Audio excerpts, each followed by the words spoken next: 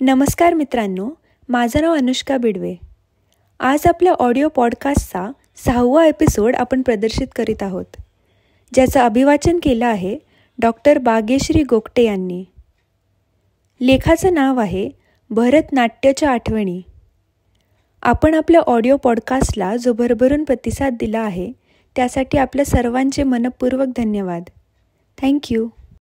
तुमच्या लहानपणी लहान मुलांची नाटकं असायची का रे? अनुष्कानं परवा विचारलं आणि मन एकदम 30 वर्ष मागे गेलं. माझं आजोळ पुण्यातलं, अगदी भर सदाशिव पेठेत. लहानपणी सुट्टीत आम्ही सगळी नातवंडं तिथं जमत असू. मावस बहिणी, भाऊ 8 दिवस राहायचं. भरतनाट्य मंदिर घरापासून हाकेच्या अंतरावर. पूर्ण सुट्टीत अगदी दररोज बालनाट्यांचे प्रयोगामागे प्रयोग हाऊसफुल्ल असण्याचे ते दिवस. मग आम्ही 7 नातवंड आणि आजी आजोबा बालनाट्याला जात असू. आजोबा अगदी मध्यमवर्गीय, शिस्तीचे. ते सकाळीच लवकर उठून तिकीट काढून आणत.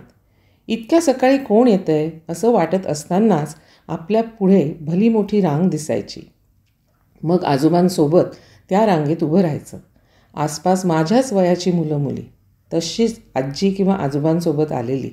आपला नंबर येईपर्यंत तिकीट मिळते की नाही ही धाकधूक. एकदाचा नंबर आला की तो टेबलावर मांडलेला गुलाबी कार्डबोर्डवरचा चार्ट पाहायचा. पुढच्या बऱ्याचशा रांगांवर काळ्या पेनाच्या फुला झालेल्या दिसत. तरी आजोबांचा अंदाज घेत मागं वळून वर पाहायचं. मग ते हलकंसं हसले की समजून घेऊन सगळ्यात पुढील लॉटमधील त्यातल्या त्यात शिल्लक असलेल्या रांगेवर बोट ठेवायचं. तिकीट देणारा माणूस पेनानं त्या खुर्च्यांच्या जागी फुल्या मारणार आणि आजोबांना एकूण रक्कम सांगणार. आजोबा हातातली 100ची नोट आत सरकावणार. मग तो माणूस उरलेले पैसे आणि सिनेमाच्या तिकिटांच्या तुलनेत ती आकारानं जराशी मोठी जाडसर तिकीटं आपल्याकडे देत चष्म्या आडून हसणार. वाटेत येताना रस्ताभर डोळ्यासमोर दुपारच्या नाटकाचीच दृश्य. दुपारची झोप आणि चहा झाला की आम्ही आवरून तयार. आजी दुपारपासून ओट्यापुढेच असायची. 5च्या शोला 1 तास आधीच घरून निघायचं. रस्त्यात पुढे आजोबा, मग एकमेकांचे हात धरलेले आम्ही आणि सर्वात मागे आजीसोबत हातात भली मोठी पिशवी धरून चालणारी सर्वात मोठी मावस बहीण वैशाली. भरतच्या जवळ आलो की चालण्याचा वेग नकळत वाढायचा. बाहेर फुल गर्दी. नुकतीच मुंज झालेली 2-3 पोरं तरी त्या गर्दीत असायचीच. गेट उघडायला वेळ असायचा. मग बाहेरच्या त्या तपकिरी बोर्डावर रंगवलेल्या नाटकांच्या जाहिराती वाचत उभं राहायचं. आजीला तिच्या गीता धर्म मंडळामधल्या असंच नातवांडांना घेऊन आलेल्या मैत्रिणी भेटायच्या. मग त्यांच्या गप्पा रंगत. आजोबा बाहेर छोटंसं टेबल टाकून बसलेल्या माणसांकडून संत्र्याच्या गोळ्याचं पाकिट विकत घेऊन नेहरू शर्टाच्या खिशात नीट ठेवून देत. आजोबांचा तो खास कार्यक्रमांसाठीचा शर्ट. नाटक सुरू असताना मध्येच शेजारून एखादं भावंड अंधारात मांडीवर थापटून मुठीतली ती चिकट गोळी हातात ठेवे. ती गोळी चोखताना आजोबांच्या कपाटात येतो तसा एक संमिश्र वास घोळत असे. आजही ती संत्र्याची गोळी चोखताना मला त्या भरतच्या अंधारातली ती संध्याकाळ डोळ्यासमोर येते. जाळीच्या गेटच्या आत कधी एकदा जायला मिळतंय असं होऊन जायचं. मग बऱ्यापैकी अंत पाहून ते गेट उघडायचं. गेट उघडून आत जाताना नाटकातील आमच्याच वयाची पोरं पोरी, राजा राजकन्या राक्षस अशा वेशात दिसत. जागेवर जाऊन बसलं की मागे वळून पुढच्या बाजूला झुकून आणि आजूबाजूला कोण कोण दिसतंय ते पाहून घ्यायचं. स्टेजच्या पडद्याआड सेट मांडणी सुरू असायची. त्या खालच्या फटीतून ती काम करणाऱ्या लोकांची पावलं दिसत. दोन्ही पडदे मध्यावर येऊन मिळतात तिथं उदबत्त्या लावलेल्या असत. एकदाची 3री घंटा वाजली की अचानक चिडीचूप शांतता व्हायची आणि अमुक तमुक बालनाट्य संस्था सादर करीत आहे असा आवाज अंधारात कानावर पडत असे. मग पात्रपरिचय. आपल्या सोसायटीमधल्या कोणाचं नाव आलं की त्या ठराविक खुर्च्यांच्या दिशेने हे असा आवाज येणार. पडदा उघडला की मागच्या पडद्यावर रंगवलेला सोनेरी खांबांचा महाल किंवा महालासमोरची हमखास कारंजे असलेली बाग आणि मागच्या पडद्याला पूरक असा सेट. रोलचं बेरिंग पकडत पहिल्या पात्राची झालेली एंट्री आणि पडलेल्या टाळ्या. मग ती सुरू होणारी मनोरंजनाची अद्भुत सफर. चांदोबातल्या पानांवरची अक्षरं साक्षात समोर हसता बोलताना हरकून पाहणारी ती असंख्य छोटी छोटी बुबुळं.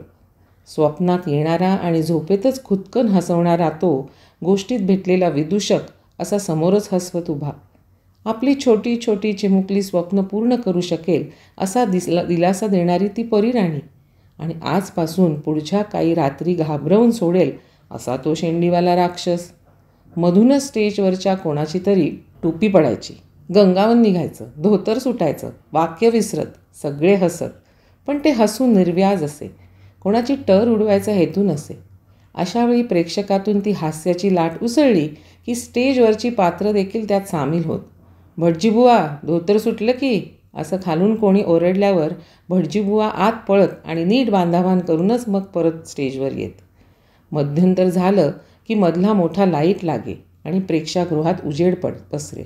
आजोबा उठून बाहेर जात. मोठी मावस बहीण समोर आणलेल्या पिशवीतून भला मोठा स्टीलचा डबा बाहेर काढे. आजी तो डबा उघडे की उपीट, पोहे असा घमघमाट पसरे. मग वर्तमानपत्राच्या तुकड्यावर एकेकेला पास केलेला तो खमंग पदार्थ समोर येईल. आपले परके हे असं फारसं नसल्यानं आजी आमच्या रांगेतील 2-4 अनोळखी पोरं आणि त्यांची आजी यांना देखील घ्या रे पोरांनो असं म्हणत खायला देत असे. ती पोरं देखील अजिबात न आखडता पटकन तो पेपरचा तुकडा हातात घेत. सगळं खाऊन झालं की ते कागदाचे बोळे एकानं गोळा करून आजीनं आणलेल्या प्लास्टिकच्या पिशवीत भरून आजीला ताब्यात द्यायचे. आजी ती पिशवी त्या मोठ्या पिशवीत ठेवून दी. घोटघोटच प्या असा आजीचा सल्ला वॉटर बॅगसोबत पास होई. तोवर आजोबा बाहेर चहा पिऊन वेलदोडा चघळत आत येत. घंटा वाजली की शांतता पसरत असे. वॉटर बॅगमधलं घोटभर पाणी पिताना, आजी तू नाही खाल्लं, फक्त पाणीच पिते आहेस, मोठी मावस बहीण हळूच विचारे. तुमची पोटं भरली की आमचं भरतं आपोआप, असं म्हणून आजी हलकंसं हसे. अंधार पडे. पुन्हा एकदा पर्यांच्या राज्यात. रात्री झोपताना डोळे मिटले की आजीचा लईत थापटणारा मौसूत हात तिच्याच जुन्या नऊवारी साडीचं शिवलेलं ऊब देणारं पातळसं पांघरून. झोप लागून जाई.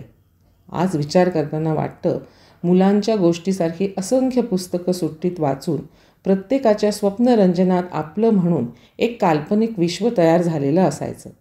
त्याचं मूर्त रूप थेट असं बालनाट्यातूनच दिसायचं.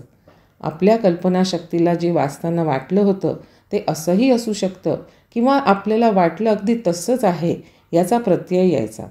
त्या संस्कारक्षम वयाला काय पाहणं योग्य आहे याचा एक परिपाठच ती बालनाट्य होती.